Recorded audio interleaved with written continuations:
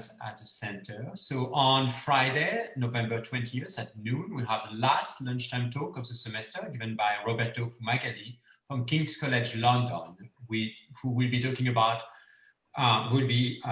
giving a talk whose title is "We should not use randomization procedures to allocate scarce life-saving resources." So a very timely lecture to end the semester. Now, I also wanted to remind you that we still have 2 lectures in the cognitive ontology seminar that the center has been organizing with Adina Roskis.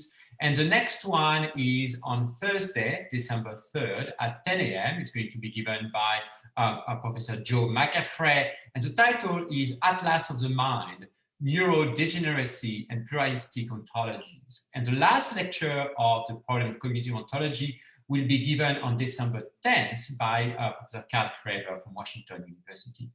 I also wanted to tell you a bit about next semester. So next semester, all of our lectures will be online. So we've decided to play it safe and organize all the talk online. We will start on January 19th with a debate, the Center Debates COVID, and the debate will involve our own Jonathan Fuller, who is professor in the Department of History and Philosophy of Science at Pitt. And John will be debating with Mark Lipsitch, who is an epidemiologist. You probably have heard of him during the COVID times, who is an epidemiologist in the Harvard School of Public Health. So at noon on January 19th, the center will open with a debate between John Fuller and Mark Lipsitch. And on January 22nd and 23rd, we will have an online conference organized by Mike Dietrich on ancestry, evidence, inference, and identity. And you're all invited to this conference. And then we will have our usual schedule of lunchtime talks, annual lecture series lectures, as well as probably a seminar in the philosophy of physics. You will receive some notification if you follow us on Twitter or if you follow us on Facebook, the Center for Philosophy of Science Facebook page. But we also put a notification on the center's webpage. You will be able to register to any of these events by going to the center's calendar and choose the events you're interested in. All right. If you have any question, please feel free to reach out to me or to anyone at the center. Let me remind you before moving on to the lecture that we're using Zoom webinar. So at this point, only the 3 of us are panelists. You guys are attendees. If you have a question for after the lecture, what I would ask you to do is click on the Q&A button at the bottom of your screen and just write your name in the text box. And during the Q&A after 1 p.m., we will promote you from the status of attendee to the status of panelist, and then you will be able to ask your question directly. All right, I think that's it for the formalities before moving on to the lecture. So today, as you probably know, it's going to be my great pleasure today to give a lecture instead of introducing a speaker and listening to him or her, as has been the case this semester. Most of you know me, but let me remind you, I'm the director of the Center for Philosophy of Science, and I'm a distinguished professor in history and philosophy of science at the University of Pittsburgh, and I work in the philosophy of cognitive science, neuroscience, and general philosophy of science as well. So what I want, let me share my screen with you. Here we go. All right. So what I want to be telling you about today is the role of perverse incentives in the so-called replication crisis, but more broadly in what I like to call fake science. So what is fake science? Well, fake science is, the term fake science applies to scholarly activities that in various respects imitate science, but that don't quite qualify as being properly scientific. So this fake science has fake scientific journals that very much looks like scientific journals. They have peer review. They write articles. They sometimes have debates and so on and so forth. But when you look a little bit more closely, it's always a little bit off, right? It's not really quiet science. I don't want to get into a demarcation debate to say whether it's bad science or fake science. I will just call it fake science for simplicity. Now, philosophers and scientists are well acquainted with fake science, and the existence of fake science is not raising any concerns for the trust that we give to science, because we've been very good at setting aside some fake sciences to the margins of science. Examples, for example, include breast science that has emerged in the 19th century and that is sadly still alive with us, and extrasensory perception that we've set to the margins, that we've pushed to the margins of psychology. And the existence of these fake sciences isn't really a threat to the trust that philosophers, scientists, and lay people, policymakers give to science. More recently, we've seen the emergence, at least since the 1960s, of these fake scientific activities, these scholarly activities, whose goal is to cast doubts on a proper scientific activity. And Naomi Oreskes has been extremely good at identifying these bits of activities that look like science. They have scientific journals, their papers are peer-reviewed, but their main point is actually to cast doubt on the scientific activity. But again, from a broader philosophical point of view, these traditions do not raise much concern for the trust that science deserves, because we've been very good at setting it aside, at pushing it to the margins of a proper scientific activity. But something as different has happened over the last few years. And what's different is that fields that until recently were thought to be just everyday, good old-fashioned science that were taught in introductory courses, for example, Introduction to Psychology, have turned out to be quite similar to research on ESP, or to race science, or to the research trying to undermine or face in the reality of global warming. Psychology has been at the forefront of this concern, where whole parts of psychology have now come into doubt, despite the fact that for a very long time they've been taught in introductory courses, they're part of textbooks, and so on and so forth. But it's not simply a psychology that has come to be under suspicion, that actually has come to qualify as fake science. Some parts also of the biomedical sciences also qualify as possibly fake science. And here, the threat of skepticism is much more concerning. It's much harder to set aside or to push to the margin of science these areas of science, because for a very long time, we've taken them to be genuine, good old-fashioned, ordinary scientific activities. And so it raises questions about our ability to distinguish fake science from genuine science. How good are that? And once we let the skeptical concerns enter our mind, the worry is that it will be hard to stop them. And there is what I like to call a skeptical creep. Right? We start with being concerned with social psychology, for example, or nutrition science. And then the question is, where are we going to stop? Are we going to become concerned with the science behind vaccination? And if not, why? What allows us to stop the skeptical threat early on and to prevent it from moving to vaccination science? What about global warming, and so on and so forth?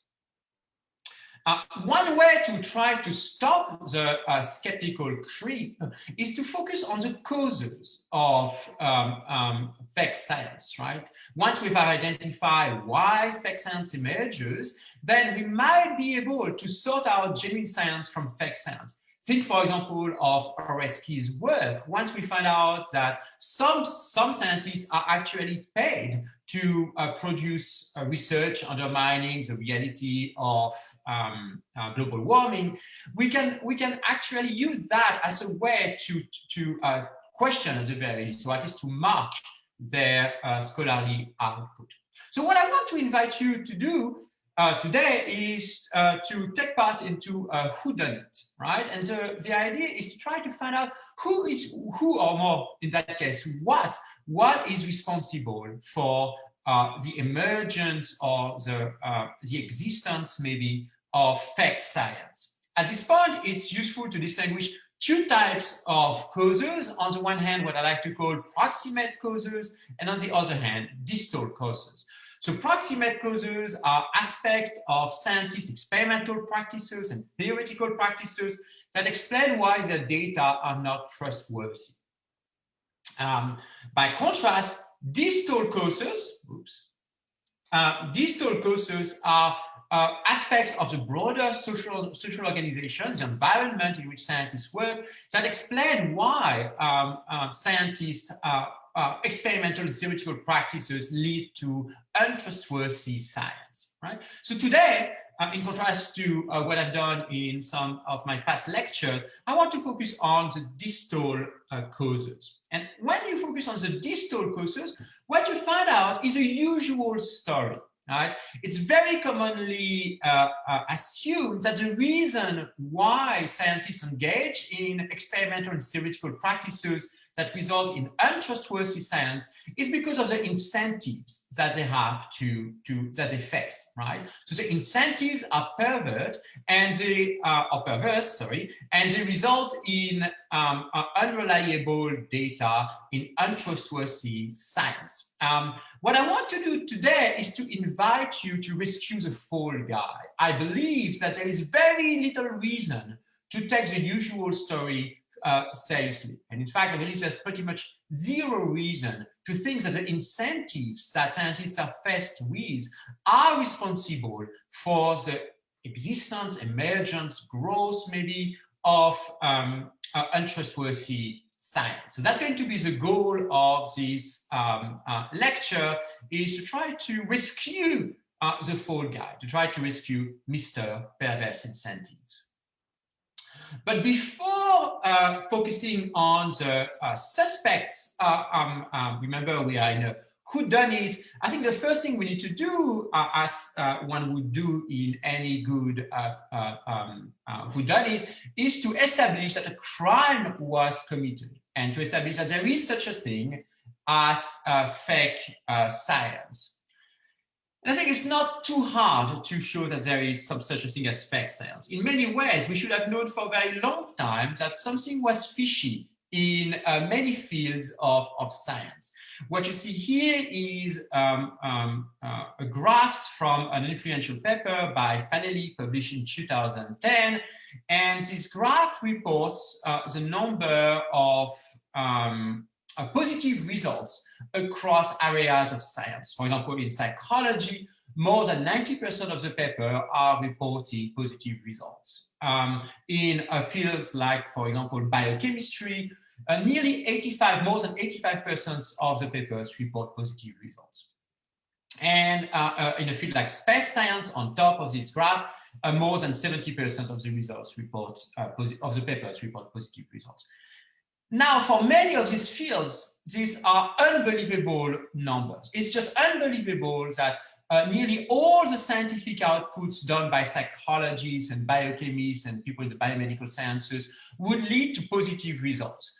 Why? Well, because in many of these fields, the power of the studies are not are not designed in a way to reveal the truth. One way to show that that is the case is to focus on the power of the study. So the power of a statistical test is the probability of rejecting the null hypothesis, of obtaining a significant result, if the null hypothesis is true to some degree, or if the specific alternative hypothesis is true.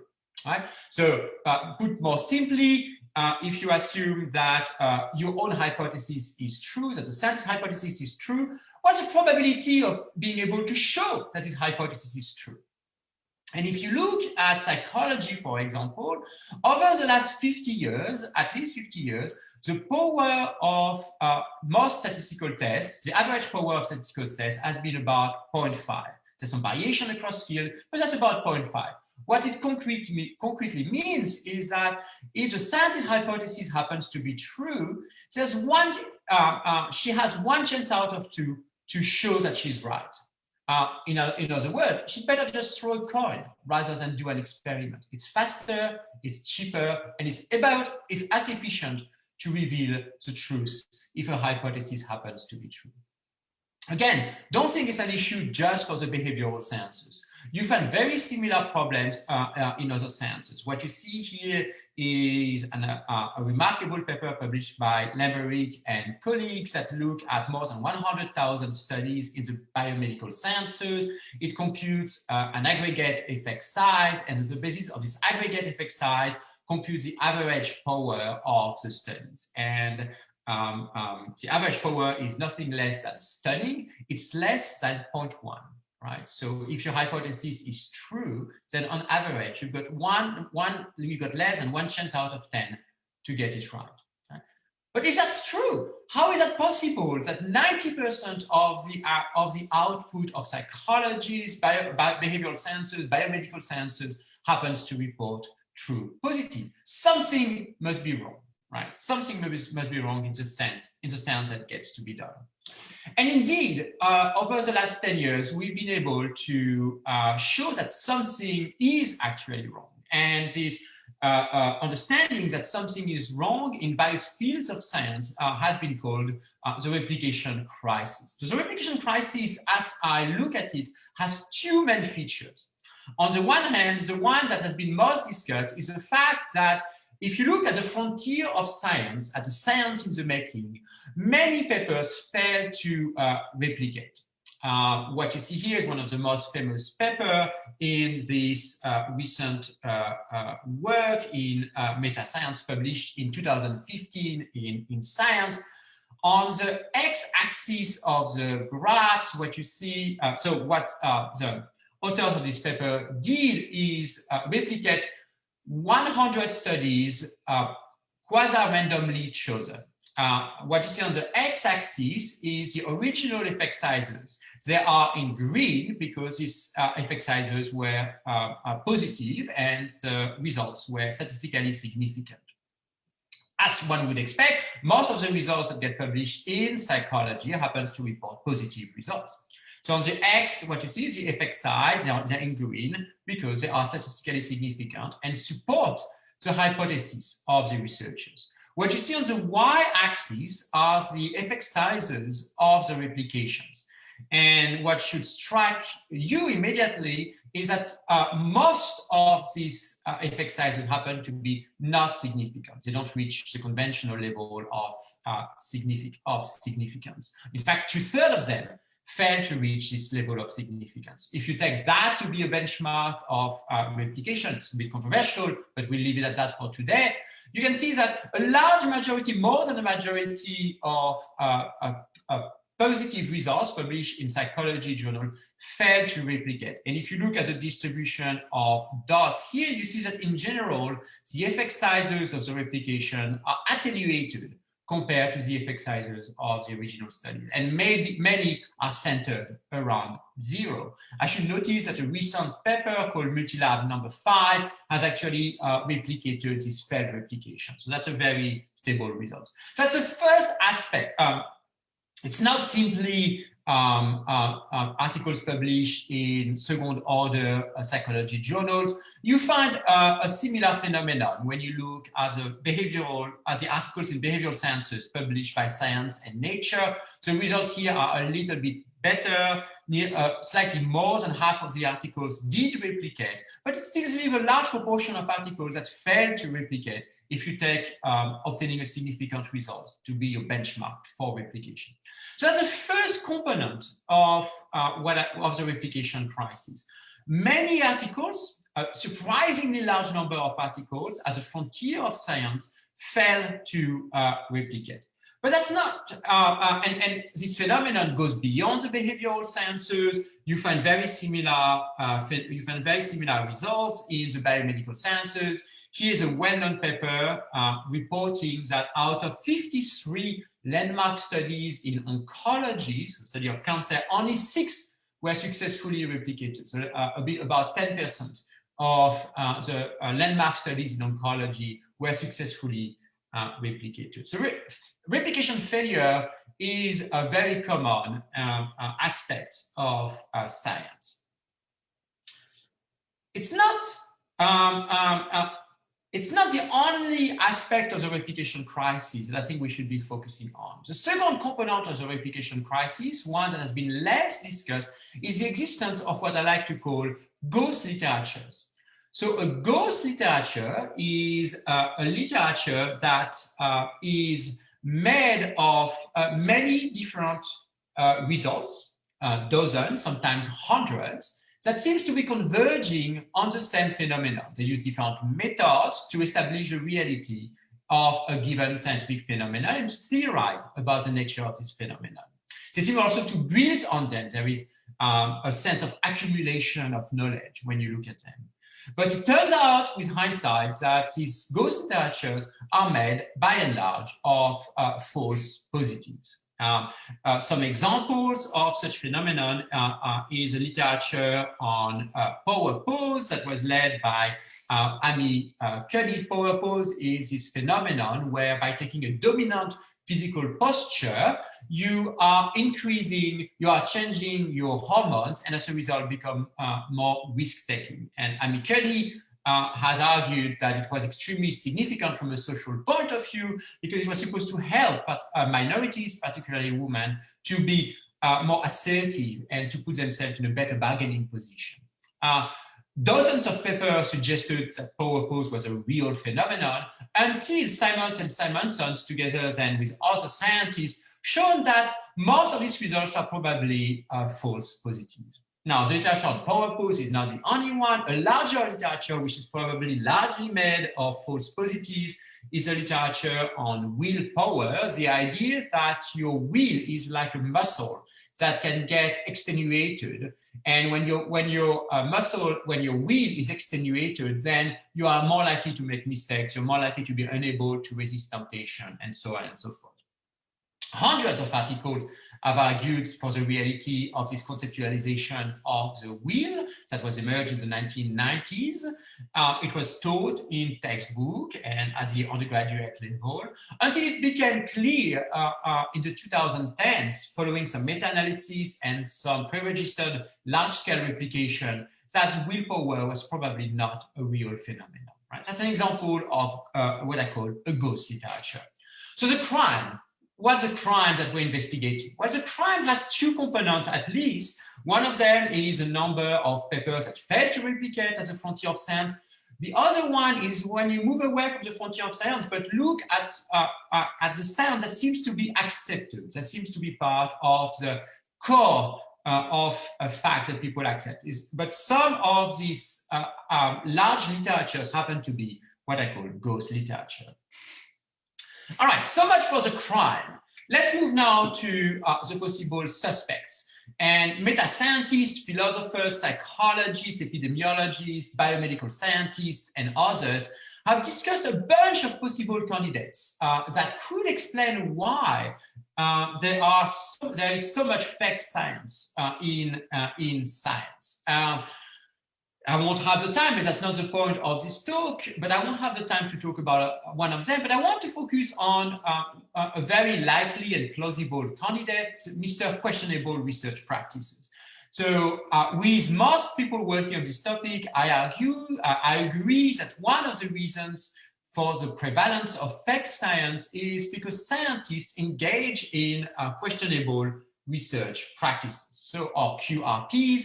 What is a questionable research practice? Well, a questionable research practice is an aspect of scientific research that undermines the reliability of available empirical literatures and as a result of the theories that are developed to explain the alleged empirical discoveries.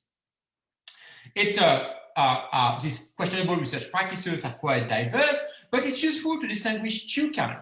On the one hand, you have the very well-known phenomenon of publication bias.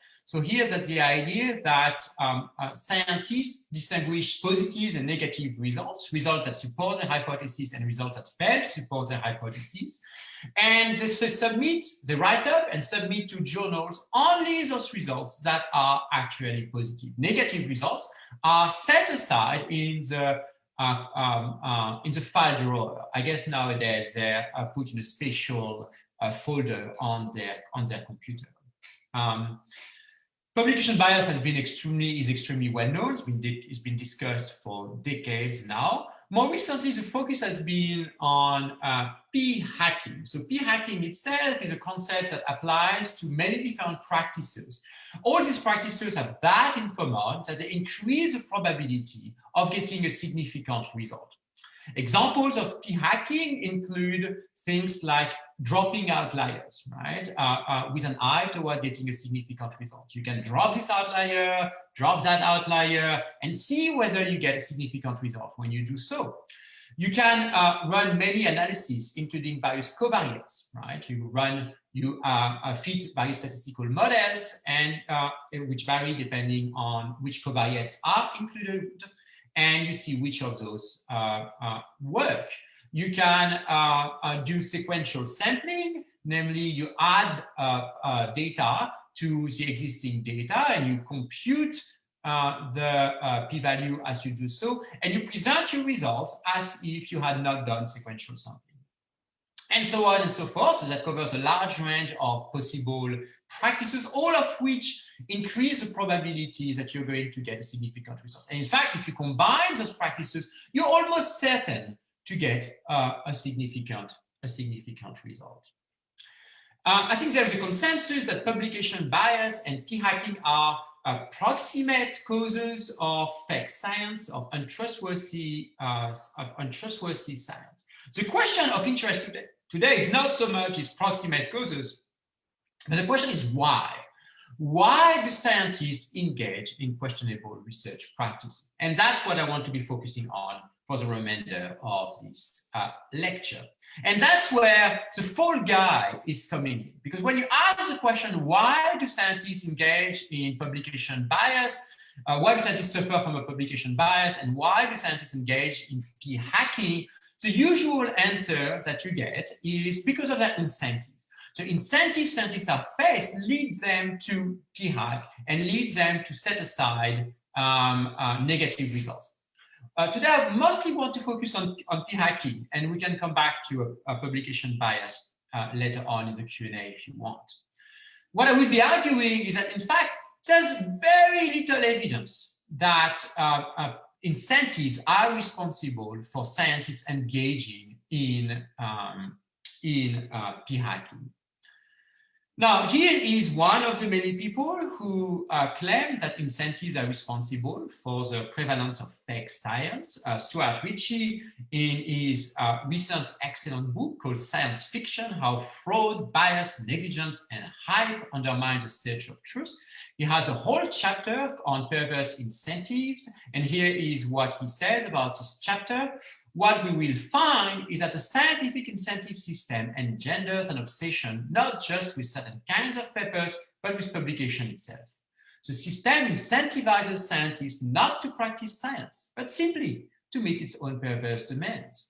These incentives are at the roots of so many of the dubious practices that undermine our research. I don't want to focus on Ritchie's take on the matter. I think that's a great quotation that embodies what many people, many meta-scientists think about the distal causes of the frequency of questionable research practices among scientists.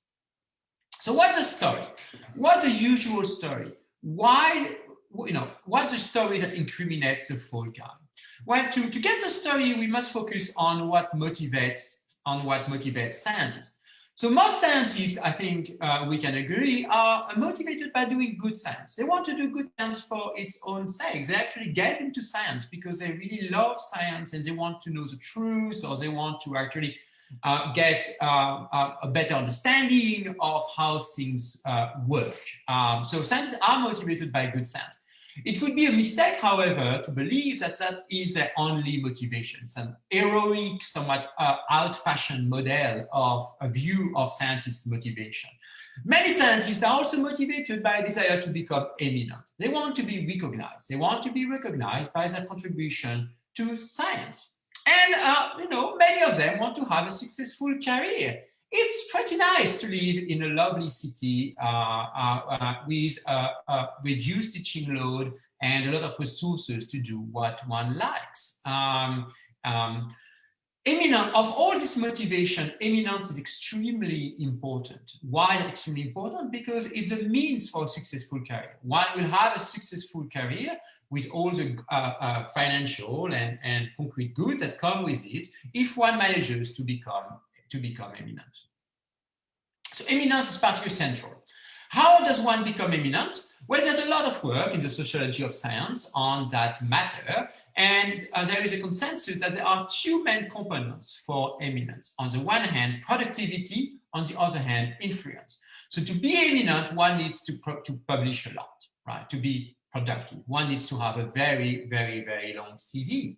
Furthermore, one's work needs to be influential, right? It needs to shape the course of science and to be recognized by others. One way to be influential is to publish in a high-impact journal, right? If you're a scientist, the holy grail is Science, Nature, maybe PNAS, papers, places where your scientific output will receive a lot of attention, right? So scientists are, because they care for eminence, are incentivized to be productive and to also be influential. And the usual story, the story we're trying to undermine, the Fall Guy story, is the idea that the incentives for productivity and influence lead to the prevalence of questionable research practices. Why? Well, because once one engages in p-hacking, then one needs fewer resources to obtain positive results. Drop outliers, do more analysis. If one engages in such practices, one will be able to get positive results quickly. One will also get fewer negative results that one will be compelled to set aside, right? And as a result, one will manage to be productive. But one will be also more influential. A scientist will be more influential because she will be able to have simpler media-friendly narratives, right? If a scientist engages in p-hacking, she can transform the messy results, including the negative results that don't quite fit the hypothesis, into a set of simple positive results that make for a compelling narrative that can be sold both to scientific journals, but also to the popular media. That's one way. If you want to be on the science page of the New York Times, having a media-friendly narrative is one way to do it.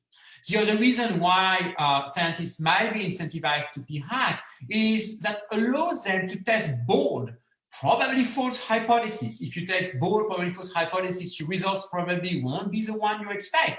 But if you engage in p-hacking, you might turn your unfriendly negative results into positive results for bold, eye-catching, attention-grabbing hypotheses. And again, that allows you to be published in Nature, Science, and to reach out and to get a mention in the New York Times.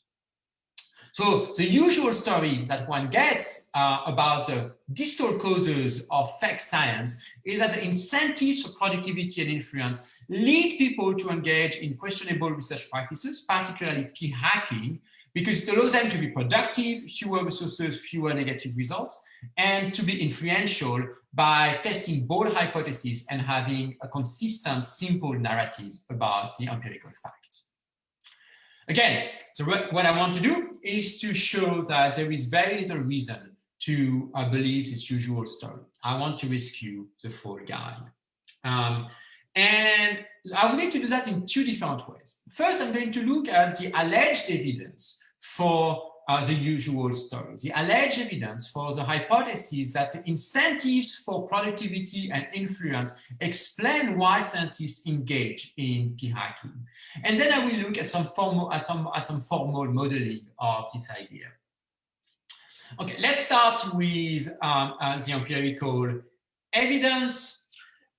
One idea that's commonly floated is the idea that incentives for productivity and influence results in competition for funding and publication. One wants to publish, and there's a finite amount of places where one wants to publish. One wants to publish in top journals, and there's very few articles get to be published in top journals in Science and Nature. As a result, there's a very intense competition among scientists, and this competition results in is detrimental for the quality of science. So that's a very common idea. Is that true? Is competition somehow the middleman between the incentive of productivity and influence and the likelihood to engage in questionable research practices, particularly in p-hacking? One could examine this question in two different ways. One can look at the aggregate level or at the individual level.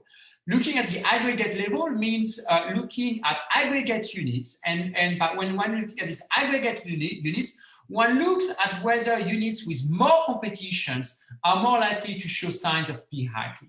One look at the individual level by looking at individual scientists and see whether those who are more competitive are more likely to engage in p-hacking. So let's look at instances of both types of research, at the aggregate level first, at the individual level next. There isn't that much empirical work on the effect of competition on the prevalence of questionable research practices, but an influential paper was published in 2010 by Daniele Fanelli again, another paper, not the same one that was mentioned earlier, in PLOS, Do Pressures to Publish Increase Scientist Bias, an empirical empirical support from US states data. It's a very ingenious paper, even so ultimately it is unconvincing. But what Fanelli does in this paper is look at the scientific output at the level of states in the USA. So what you see here on figure 1, taken from this paper, is the proportion of positive results for each state in the US. So for example, scientists in New England apparently only publish positive results. Good for them. Scientists in Tennessee, for example, on the left side of the graph, publish only 70% of positive results. Why is that relevant, you might ask? Well, the frequency of positive results is taken to be an index in the frequency of questionable practices. The more positive results you see, the more scientists might engage in questionable research practices in p-hacking. Okay, that's the thought. Now you compare this aggregate level states. You have here an index of p-hacking, and then what you want is an index of competition across US states. And the idea here, the ingenious idea, is to look at the number of articles per holder of a doctorate in academia. So the idea here is that if you are in a state where many PhDs publish many articles, you have a lot of competition. Right, so that measure is taken to be a measure of the competition at the aggregate level. And then you just do a linear regression. You just do a regression, you just regress the two variables. And what you find is that the level of competition as measured by the academic article output is predictive of the number of positive results that are published, indicating that competition here primes the frequency of p-hacking. Now, it's a very ingenious paper. It's a very interesting way of looking at the relation between competition and the frequency of p-hacking at the aggregate level. But ultimately, I believe it is quite unconvincing. As Fanelli is aware, the result is confounded by the fact that there might be variation in the quality of science done across all these states. After all, New England has Harvard, MIT as places. And one might worry is that at least part of the variation we are seeing here is not due to competition, but is due to this confound that's not taken into account. Fanelli agrees that this confound is unlikely to account for the relation but the fact that we don't quite know about that. More important, I think there's a conceptual issue with the whole project. And the conceptual issue is quite simple. The indices for competition, the index for competition is just not the right one. And why isn't that the right one? Well, because for funding, scientists in a given state do not compete with scientists in that state for funding. In the United States of America, they compete for everyone in the US for funding at the federal level. Just looking at the number, at the output within a given state is just a poor measure of the level of competition scientists face. And for influence, scientists do not compete with people in their states. They compete with everyone in the world. The scientists at the MIT or at Caltech will be competing with the scientists at Tsinghua, for example, in Beijing, right? So competition is, I think, poorly indexed by the measure that finally happened to be chosen. So ultimately, this data, while ingenious, failed to tell us what we're interested in. What about individual level? What about the relation between competition and the frequency of questionable research practices at the individual level? Well, there's also somewhere, but not very much. And one of the papers on the topic is a paper by Stefan Jenke and colleagues that measure the frequency of questionable research practices by asking scientists to report this frequency, and that measure another set of variables, the so-called dark triad variable, Machiavellianism, narcissism, and psychopathy, and then two variables related to scientists' willingness to do good science, learning approach goals, whether you want to be competent, learning avoidance goal, whether you want to avoid being competent, and then two variables that are related to competition. Appearance approach goal, whether you want to look competent, and appearance avoidance goals, whether you want to avoid looking incompetent. Right? And the idea is that competitive people are going to be people high in appearance approach goal and appearance avoidance goals. They don't really care about being competent or avoiding being incompetent. They care about looking competent and avoiding looking incompetent. And then what they did in a multiple regression is relate all these variables to the self-reported frequency of questionable research practices. And as you can see on figure 1, so the bold lines are the significant line at the 0.05 level, is that the two variables related to competitiveness, appearance approach goals and appearance avoidance goals, do predict the frequency of questionable research practices. And in fact, they are some of the most predictive relations that Jenke and colleagues were able to observe. Now, that's an interesting paper. I think it just tells us about which individuals are likely to engage in questionable research practices. But I do not think that it bears on the question we were asking, whether competition results in the prevalence of peer hacking. Why is that? Because I believe there's a fallacy of equivocation there. Competition can mean one of two things. On the one hand, it refers to the competitiveness of individuals. Right. On the other hand, it refers to a social structure and to the fact that there are a limited amount of resources for a larger number of individuals who want to access these resources. And the two things are actually unrelated with one another. You can have competitions among non-competitive individuals. So this type of funding at the individual levels are poorly suited to support the general claim that competition is a source of questionable research practices. And in fact, from a conceptual point of view, it's very unclear why competition should lead to bad science, should lead to fake science. Competition isn't intrinsically destructive. It depends on what the norms are. If you are in a world where people are competing for doing what happens to be good science, then competition is going to prime people to engage in good science.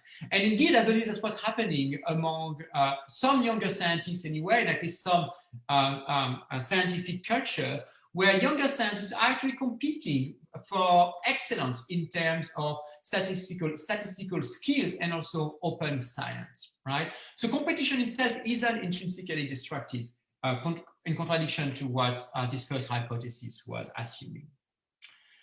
Instead of looking at competition as, in a sense, part of the story about why incentives for productivity and influence would result in the prevalence of questionable research practices and p-hacking in particular, one could look directly at the incentive for productivity. And indeed, many people believe that the culture of publish or perish is responsible for scientists being willing to p-hack.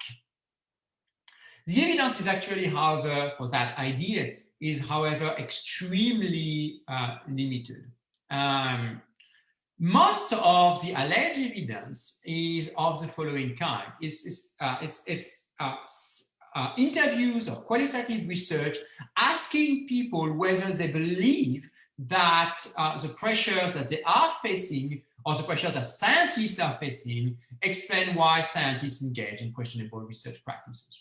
Now, that's an interesting set of studies, actually quite a large literature on the matter, but it just tells us about scientists' folk sociology of science. Right? It does not provide any evidence that the pressure to publish is actually responsible for the frequency of questionable research practices. So that's quite large. Literature is really irrelevant for testing the connection between the incentive for productivity and eminence and the frequency of p-hacking.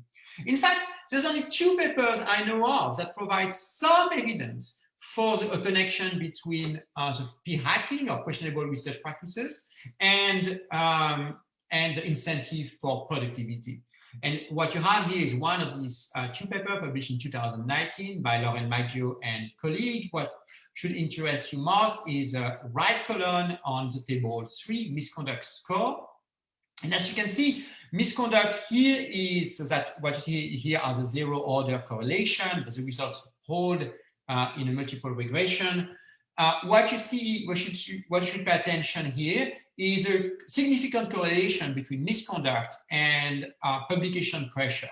Both are measured as self-reports, but as self-report of publication pressure predicts misconduct, predict people's willingness, self-reported willingness to engage in misconduct.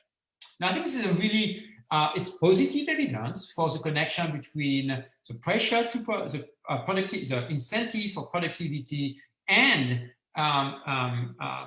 the willingness to engage in questionable research practices, particularly p-hacking. But the effect sizes are small, and furthermore, the study is merely correlational. Right?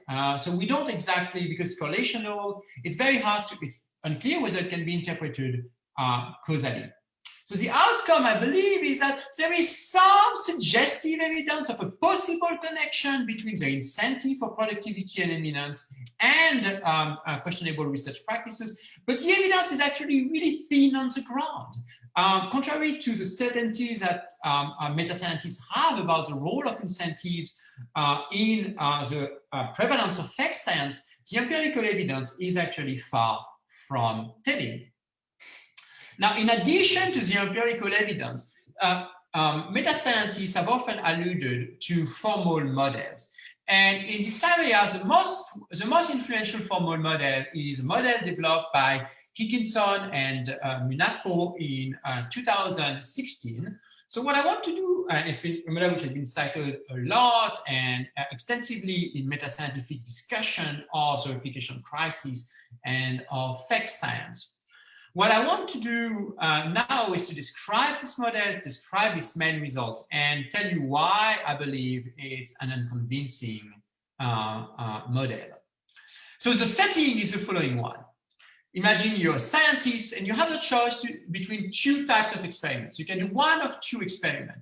You can engage in what Higginson and Munafo call exploratory experiment, or you can engage in what they call confirmatory experiment.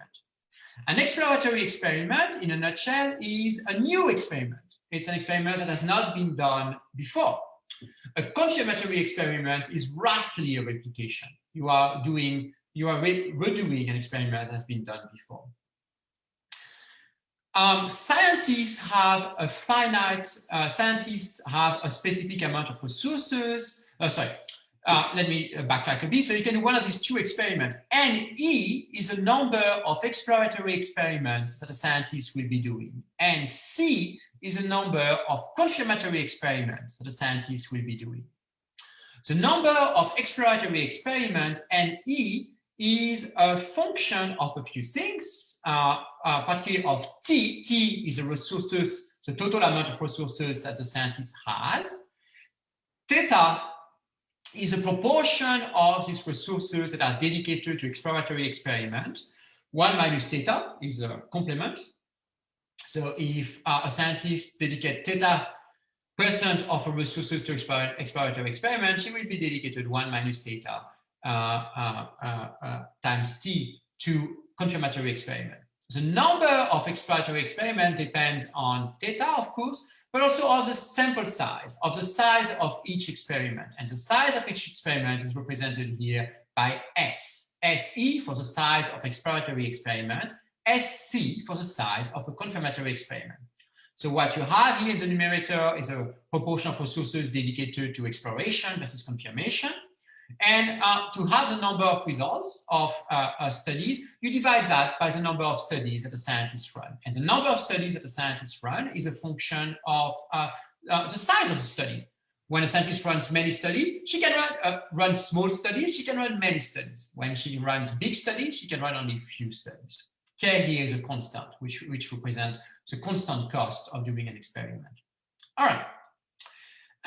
So that's the setting. Let me tell you a bit more. So NE is, sorry, I made a slight mistake. NE is not the number of studies that are run, it's the number of studies that are published. It's the number of exploratory studies that are published versus the number of confirmatory studies that are published. So the number of exploratory studies that are published is a function of the number of exploratory studies that are done, which is what we've been talking about so far, together with the filter for publication. And here's the filter for publication for exploratory studies is based on the following idea. Only positive results are published for exploratory studies. And whether you get a positive results depends on a few things. The probability of your hypothesis, which is FE, right? You can be tested an unlikely hypothesis, a bold new hypothesis, or you can do self-science, test a likely hypothesis. And the power of your test, which is represented by WE. So W times F is the probability of providing evidence for a true hypothesis. Alpha times 1 minus F is the probability of publishing a false positive. And all of that is going to be weighted by A, and A is a term that ensures that large studies are more likely to be published. As you can see, A is equal to 1 minus M, where M is a constant, divided by the size of your sample. So a larger study here that converges to 1 as S increases. A larger study is as a result more likely to be published. Right? So that's it for the number of exploratory studies that happen to be published. It's a function of the number of studies, itself a function of the proportion of your resources dedicated to exploration, divided by your average sample size. More small studies, more studies attempted, and also a function of your positive results and your false positives. Confirmatory experiments work roughly along the same line. The proportion of resources dedicated to confirmation divided on the denominator by the size of your sample size. But the main difference here is that when you do a replication, a confirmatory experiment, negative results here are possibly published, whether they are true negative or false negative, with a probability which is measured by psi here in the equation. So not all negative results are published, but some are. And there is no benefit for doing a large study when one here is doing a confirmatory experiment. Okay, so a scientist decides how much she wants to dedicate to exploratory experiment, confirmatory experiment, and she decides the size of her sample. And then there is a payoff function that works as follows. That's VR, and the payoff function is going to be a function of the number of exploratory experiments that is done and the number of confirmatory experiments that is done. It's a linear function of the number of exploratory experiments, and it's a negative exponential function of the number of confirmatory experiments plus of the total number of experiments that happens to be done. All right. Now, it's a lot of terms. I hope you've got the gist of it at the very least. It's an interesting model, and it leads to interesting results. And the results here are summarized by these two graphs here that you see here. On the x-axis, it's the power of a study, which is a function of the sample size. Smaller studies have a lower power, larger studies have a larger power. So whether you actually whether you're incentivized to do small studies, whether you're incentivized to do large studies. And what you see on the y-axis is a proportion of exploratory experiment versus replication. And that's for various parameters, particularly gamma and phi, which are parameter in the payoff function. And what you can see is that for these two analyses here, there's much more in the paper, of course, but for these two analyses, it happened that scientists are incentivized to do small studies with low power and to do mostly exploratory studies, right? So in a world where you have to choose between exploration and confirmation, doing new studies or doing a replication, and where your payoff function is as described on the screen right now, on the right top part of your screen, most scientists are going to be engaging in original science, do very few replications, and do very small studies. Now, it's a really interesting model. It's been really influential. It's been widely discussed, but I think it's actually far less compelling than what is usually assumed. And I think for two distinct reasons. The first one is that its applicability is really quite limited. I think that's a really nice, it might be a nice model of what goes on in the biomedical sciences, but I think it's not, some of its assumptions don't fit quite well with the behavioral sciences. So for example, until recently, confirmatory studies replications were just very unlikely to be published at all. So scientists were not really confronted with a choice between doing confirmation and doing replication. Furthermore, the 10th A, which was a penalty for small studies, for the confirmatory studies, might make sense in the biomedical sciences. Until recently, it made very little sense for the behavioral sciences, where people were not at all punished for doing small studies. So there are aspects of the model that seems to be limiting its applicability as a model of the choices that scientists in general are actually making. But be it as it may, one might still treat it as an interesting model for at least some sciences. But even so, it's very clear that the results aren't really surprising, that the results are fairly transparently built into the setting of the model. And that's my second concern, is that the bias against replication, against what they call exploratory studies, is transparently built into the payoff function. And the bias for small studies is transparently built into the way NE is actually defined. So we don't really learn very much by looking at this model, because the output, the results of the modeling activity is transparent in the modeling decisions that are originally made by the scientists. So we can look, for example, at the payoff function, which I've put again here on the screen. Doing one new explanatory study has a linear impact on your payoff. By contrast, doing one new confirmatory study, doing a confirmation, will only have an impact on your payoff by the term 1 minus the exponential function, right? And that, of course, converges to 1 as one increases the number of increases the number of studies one will be doing. Right? So it's not very surprising that people are more likely to do exploratory studies. because of the respective weight of exploration and confirmation. One does not really learn very much by doing the modeling, by doing the simulation, than one would learn by just looking at the payoff functions that's given us here. The result is cooked in the way the function is written. The same is true when one look at the bias for small studies. The size of studies intervene in two places in the model. On the one hand, in A, which is a penalty for small studies that incentivize scientists for doing large studies. And on the other hand, in the number of studies what can be doing, that's the denumerator of the first term of NE, K plus 2SE, where S is a sample size.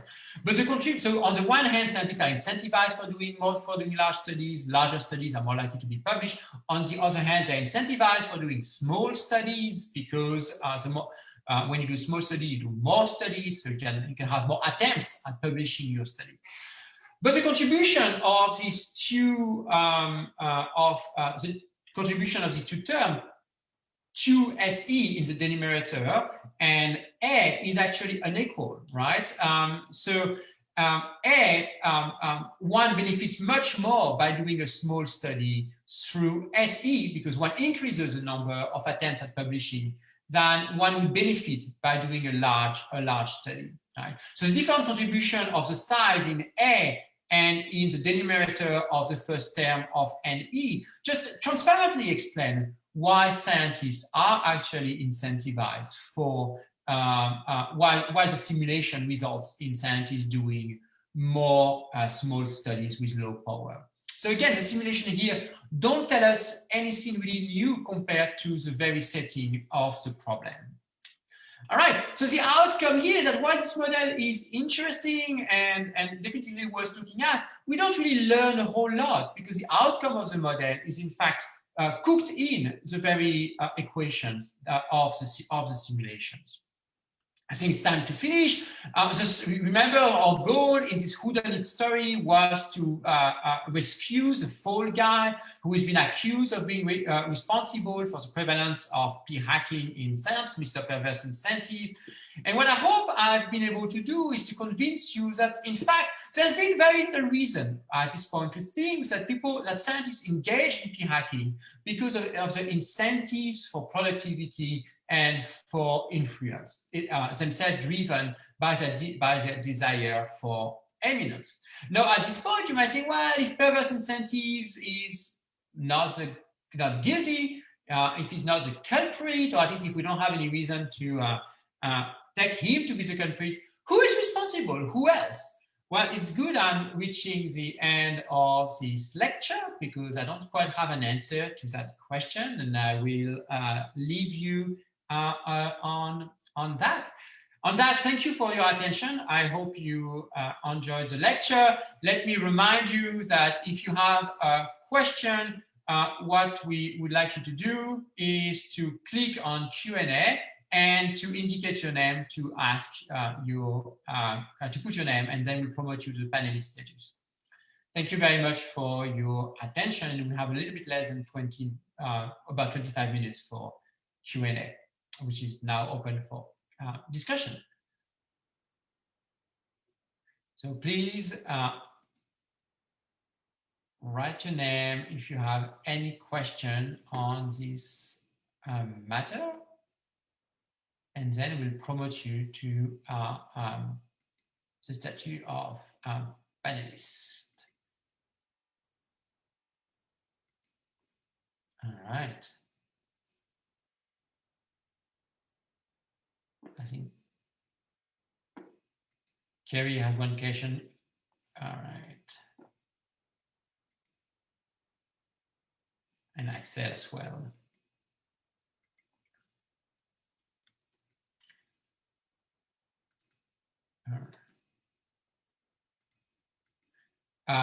Cheryl, will you be okay?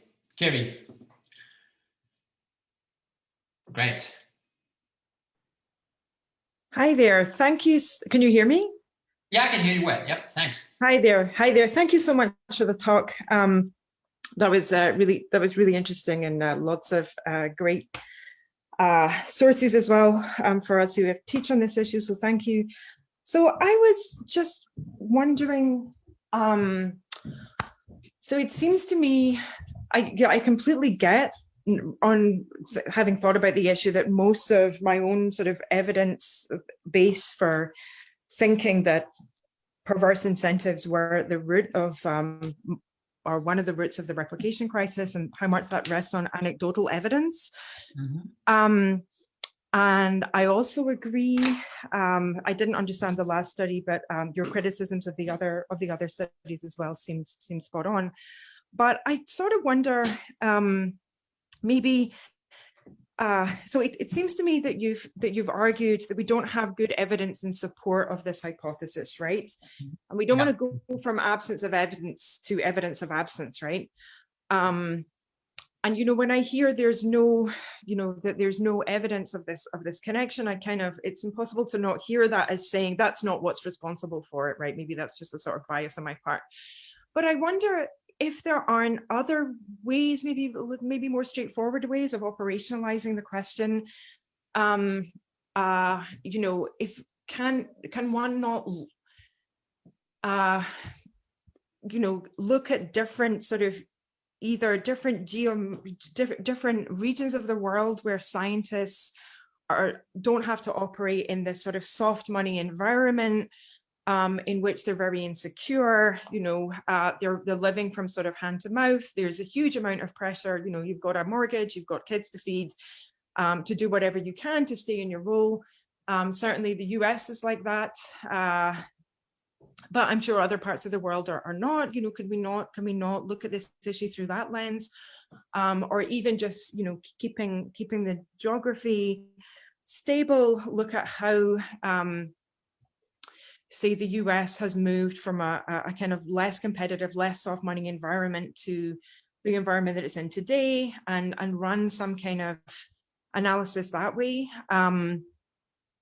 So I just feel like there are other ways to investigate this question that maybe are a little bit less convoluted, and have those been done? And is that evidence that you've kept sort of in your file for this talk? So. Now, yes, you're utterly right.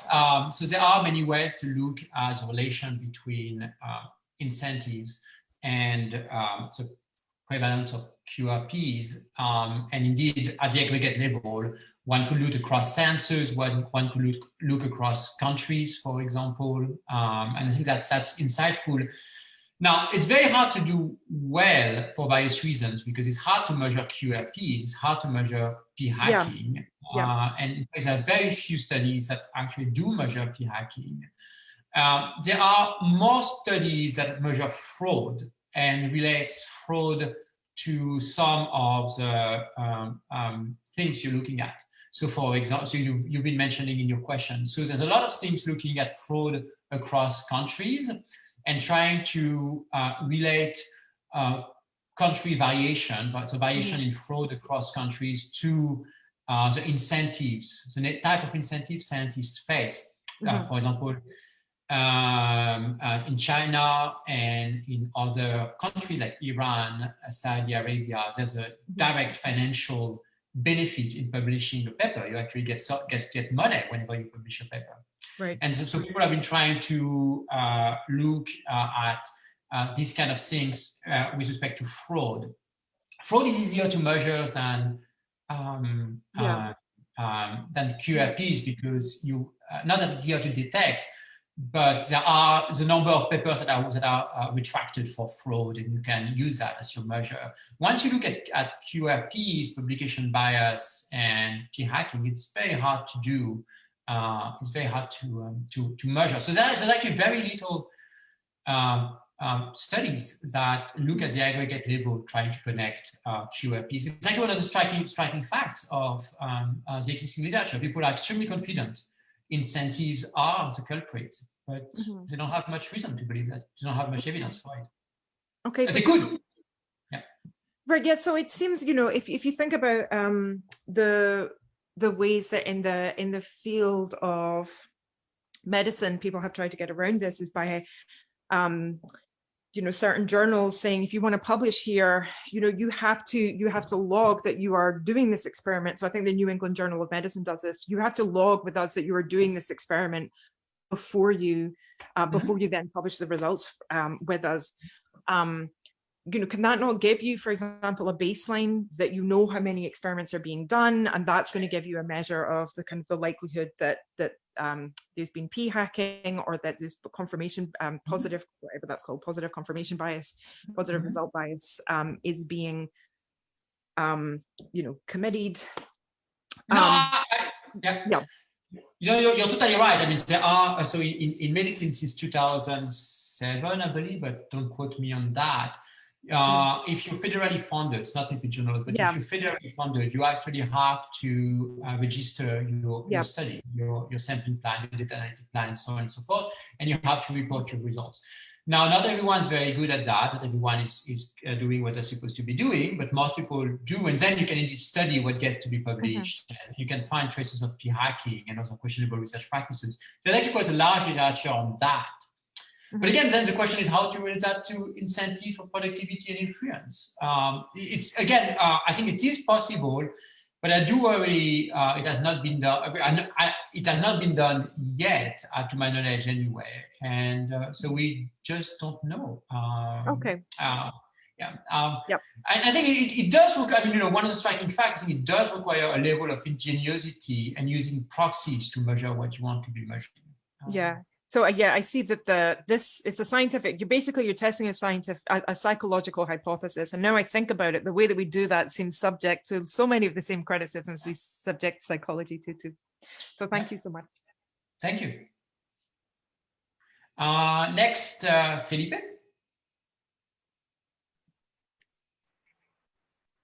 Hi. Hey, you. Yes, thank you for the talk. It was great, very interesting. And I think I'm very sympathetic in general to the project of try to ground all these meta science stories on evidence. And I wanted to ask you about the case of publication bias, right? So all your story was, I think, focused on p-hacking. And I was wondering whether you can kind of attack Mr. Perverse incentives when you look at what has happened with publication bias. So I think 10 years ago, there was all this concern, and people are saying, well, we have to publish more negative results. This is a real serious problem. And then there were the online archives. But I think the change or the positive change that only came, I think, when you saw that prestigious journals were opening the doors to publishing negative results, right? And I think you can see a larger number of negative results being published because there was a change in the incentives, right? So I wonder, whether you think that could be one piece of evidence that tells you that the evidence do make a difference, and that this kind of thing directly seen when you change the perverse incentives. Yeah, no, I think that's an excellent idea. So. If I get you right, correct me if I mischaracterize your question. We can look at changes in what get to be published and relate that to a change in incentives. I think what's happening in publication bias is journals are more willing to publish negative results. As a result, changes the incentive. As a result, scientists are more willing to write up their results and submit it to journals. So it fits very well an incentive story. Change in what allows people to maximize their payoff immediately translate into change in behavior. And the idea that we could find similar evidence for p-hacking, I think that's totally possible. I think the evidence is not there yet, but we might be able, when we do the recent history of the last 10 years, to actually provide evidence of a dramatic change in behavior as a result of a change in publication norms. And that would be evidence for an incentive story because of the quick change in the way in behavior. Right? So you allow scientists to publish by doing different things. Scientists do different things. I think that would be quite telling evidence if that happens to work this way. And you're quite right. I set aside publication bias because I do believe that for publication bias, the incentive story works quite well. I mean, I think it's very clear that as soon as you allow scientists to publish some negative results, they are willing to write up their negative results and to send it to journal. So I do think if you look at the recent history and at changing behavior as a result of changing incentive, if we can nail this one down, that will be quite compelling evidence for the incentive story. But again, it's missing so far. Thanks, Philippe. Axel? Hi, Edouard. I want to focus on your last study because I think it was a little too fast for me, even though I could see very, very clearly how this bias for small groups and for non-replication, things like that, how it was built in the formulas. But what surprised me is that when you presented the formulas just few seconds before, they just sounded right? They just sounded so like the right thing to say. So I was surprised how you could go from one to the other just reading the same formulas. So my question is, how did they get to these formulas? And because I think that is where we should also look for another explanation of why we've had this bias, because whatever is being modeled that way has right. Right, good. That's really a good question. No, I don't exactly remember how they come up with the formula themselves. To my, just from in the paper, I think they just start with this plausible idea, again, the incentive stories that scientists are incentivized, and then they just try to formalize them in the ways that I've been describing. But I think the worry there is, it just seems that the weight of a conviction is driven by antecedent conviction that incentives are actually responsible for what's going on. And because we find it quite plausible, we find the formalization quite plausible. But then the simulation not add very much because it's transparently, I think, in the way it's formalized. But then the worry is that isn't that already a antecedent conviction that incentives are really the guilty party there? I mean, that's maybe, I think that's a good question. That's something a little,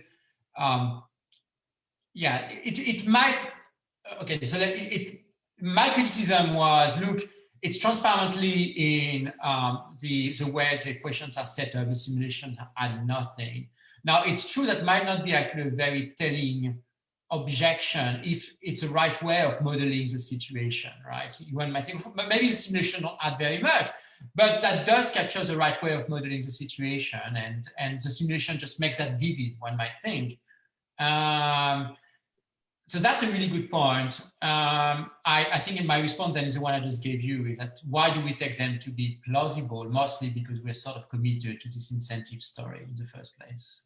Okay, so so the idea is that just the way it is presented right now, there's a circularity that might well be vicious. But the idea is that we need like extra empirical reasons to think that this is the right way to model the system of incentives. Is that right? Yeah, that's right. Perfect. Thank you. That's very helpful. Thanks, David. Hi, thanks. You can hear me? Yeah, I can hear you well.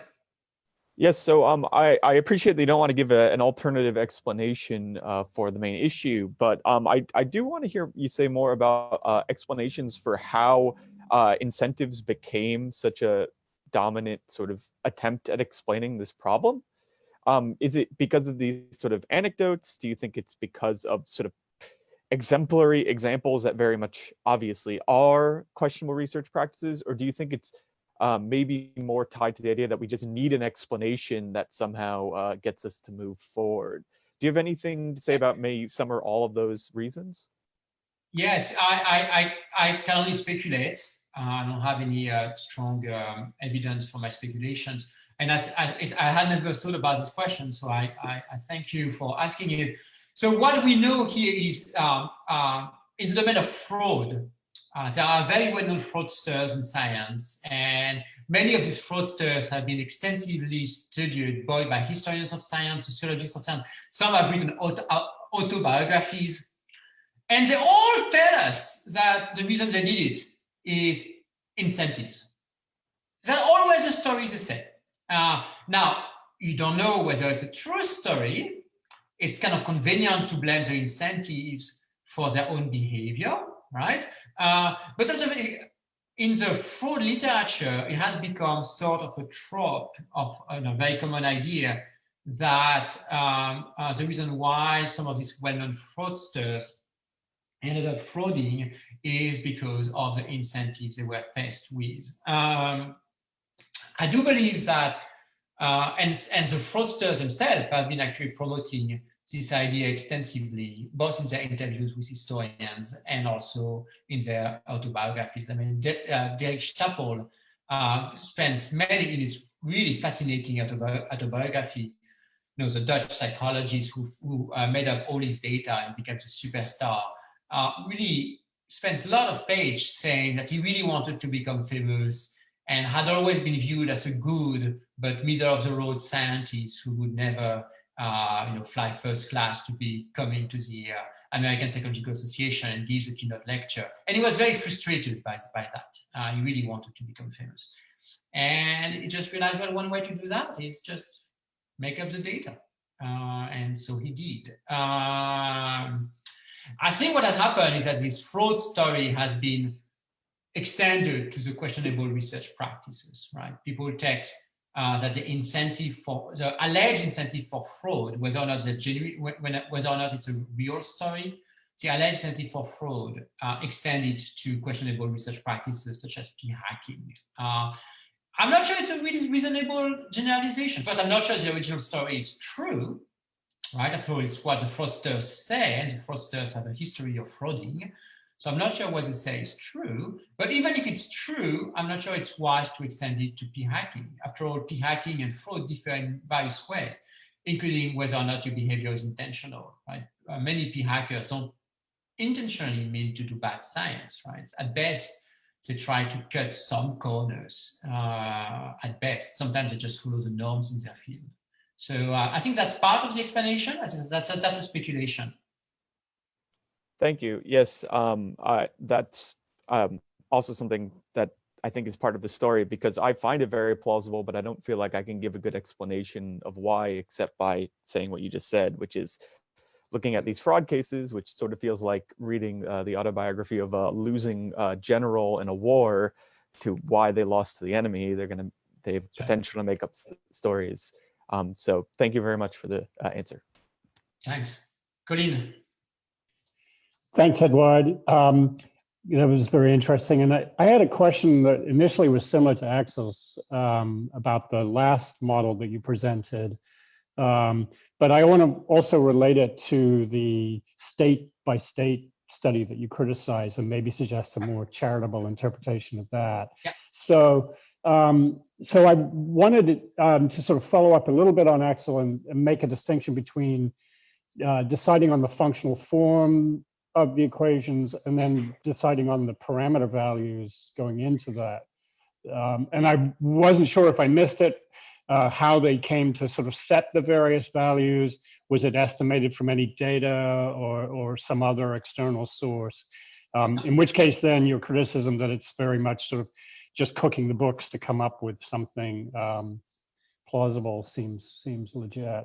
But if we go back to the state study, I mean, one thing you said was, well, there's a fundamental flaw in the premise of this, which is people in states are not just competing within their state, they're competing across state, they're competing internationally and so on.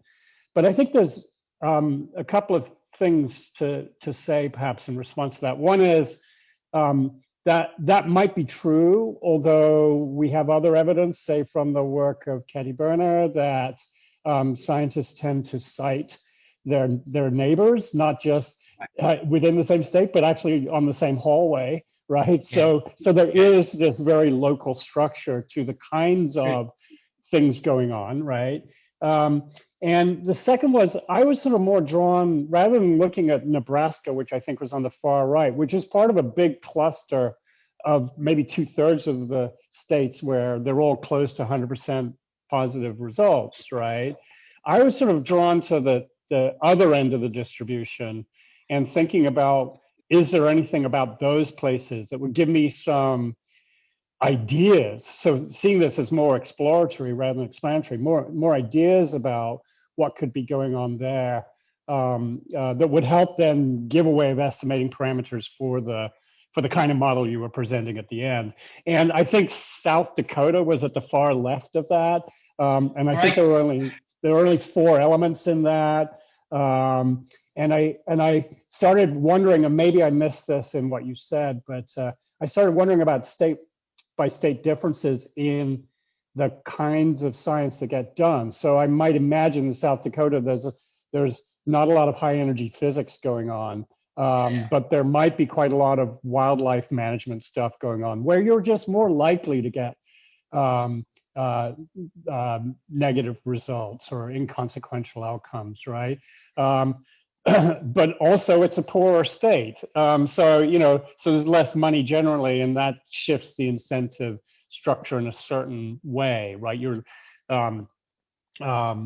But anyway, that was just my sort of thought about how to use that study a little bit more effectively, and perhaps in combination with building a model. Yeah, no,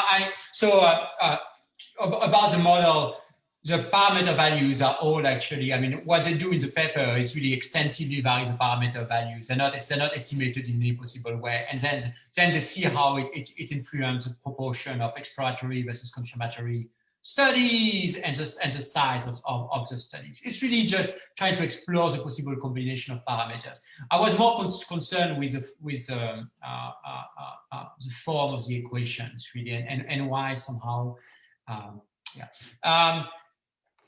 your second question is really ingenious. It goes a little bit both ways. I mean, it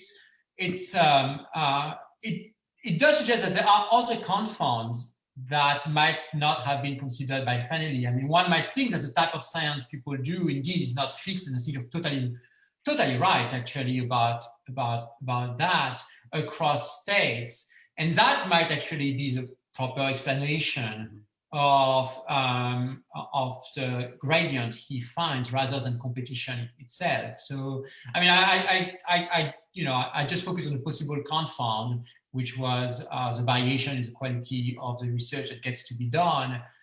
Fanelli is aware of that possible confound, is skeptical. I don't think he does that well a good job of undermining it. But what you're pointing at is actually other possible confound, right? Harvard, a lot of, maybe a lot of math, a lot of physics, a lot of biochemistry and that kind of things, not that much wildlife science. Right.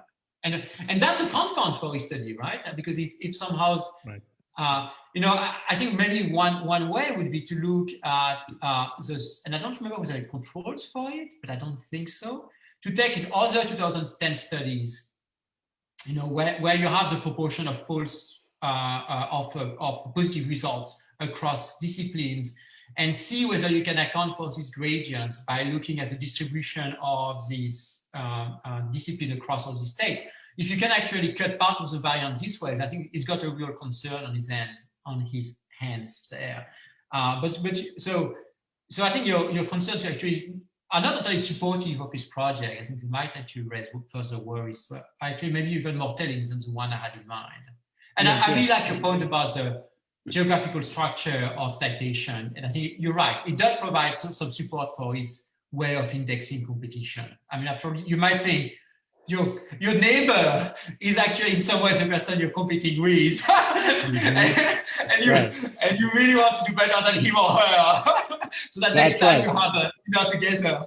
Yeah. That's right. Pay raise within the department. That's what matters, right? And you could see how in some prestigious departments, it does work a little bit this way, right? I mean, I suppose psych department at Harvard or the Cox department at Yale, you might think, you have persons who are influential. They're looking maybe at people near them as a way to set their expectations for what it means to be successful in their fields. That's actually one way of defending this geographical way of thinking about how to measure, and that's really insightful. Thanks. Yeah, good, thanks. Thanks. Carlos.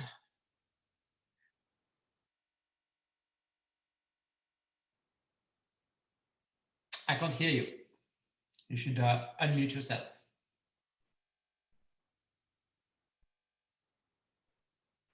I still cannot hear you. All right.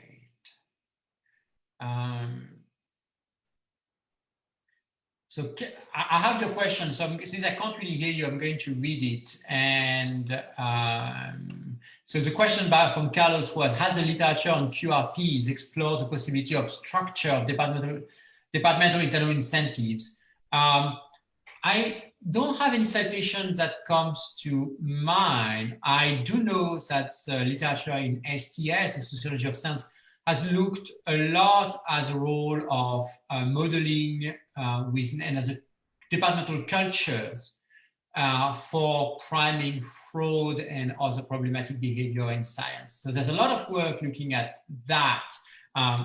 The group I mentioned, De Vries, Anderson, has done quite a lot of work, if I remember properly, on departmental cultures and the frequency of fraud, I believe, but maybe more generally, questionable research practices. And the outcome is, at least from that literature, and there might be more, is that departmental cultures matter a lot. So it's not quite the financial incentives that you mentioned, and you tracked and your rewards, but it's more the norms that are commonly approved within the department that seems to matter, particularly for younger scientists, graduate students, and postdocs, their willingness to engage into fraud and maybe more generally questionable research practices.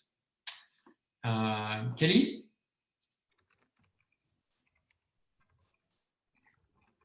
Hi, yeah, thanks.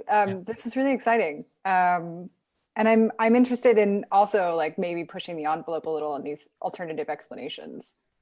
Because it seems like the explanations so far that you've discussed still have to do with the decisions made by individual researchers when confronted with a system that has certain kinds of incentive features. And I wonder if like another way to read the results of that second study, the formal modeling study that you presented, is actually demonstrating something like, given the incentives that are structured in the system to which researchers are responding, what this shows is actually that there aren't any contravening or countervailing incentives to overcome the fact that researchers are making these decisions to pursue exploratory rather than confirmatory studies.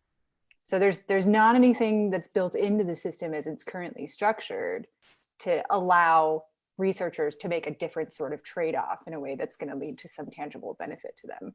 So that's really just like a follow-up on, I think, Axel's suggestion. But I'm wondering too about like, maybe there's a different way to talk about the significance of incentives here. So like incentives at the level of the system, like editorial practices or funding decisions or peer review practices. And the evidence so far that we have is about incentives for individual scientists' decisions, but we could look at this as like incentives at the level of the system that set the kind of norms and standards for that researchers make trade-offs within. So yeah, I guess I'm wondering if like, you know, I tie this up with some people, and this has been a kind of rare argument, but some people who think that the replication crisis is really just a kind of like self-correction in progress, like a self-correcting mode in science to realize that like, oh wait, we should be seeing a lot more replications, or the replication should be a lot more successful than they are. We need to fix that. So I guess, have you seen any evidence that would support a story like that, or that maybe that kind of story might offer some ways to gather more interesting or more revealing evidence about what's going on? I mean, lot of things. Yeah. So I don't think the model is actually showing what you take it to be showing. It's just stipulating there is no other forces, right? It's not revealing anything. It's just the way it's built in. You know, it's just the way the model is set up. You know, it's defined in a particular way, and then you get the results you get. So I don't think it shows what you might take it to be showing. So that's one thing about the model. With respect to some broader views about the replication crisis, whether it's just an episode of self-correction that's essential for the march of science. It's a very common view of people who want to, in a sense, undermine the significance of the recent episode in some sciences. It's a way, in a sense, to tell us not to worry. Science is doing what it's supposed to be doing. It's correcting itself and identifying the issues it has. So, people like Fanelli and a bunch of other people have written over the last few years about that. I'm very skeptical of that line of thought. I think self-correction is basically unusual. It does happen, but it's very unusual in science. I think that's a topic for another talk. But the alleged mechanisms that are supposed to be in place for scientists to control their own scholarly activity are all fallible. Is actually would be a compliment. They're unreliable, and most of science is actually not very much self-corrective. So I think I'm very skeptical of these broad ideas that science is a self-correcting activity. I think self-correction does happen sometimes, but I think much of science does not correct its mistakes. So I definitely don't want to see, in the book I'm writing, there's something about, quite a lot actually about on that very question. But so I'm very skeptical of viewing the recent replication crisis as just an episode of self-correction, because I don't think that science is actually self-corrective, despite the fact that self-correction occasionally happens. But I don't think it has mechanisms in place that allows it to be part of the normal course of science. Yeah. All right, I think we're already way past 30, so I think it's time to stop. I wanted to thank you for attending this lecture, and also thank you for the question during the Q&A. And we'll see you hopefully on Friday for the last lectures for the last lunchtime talk this semester.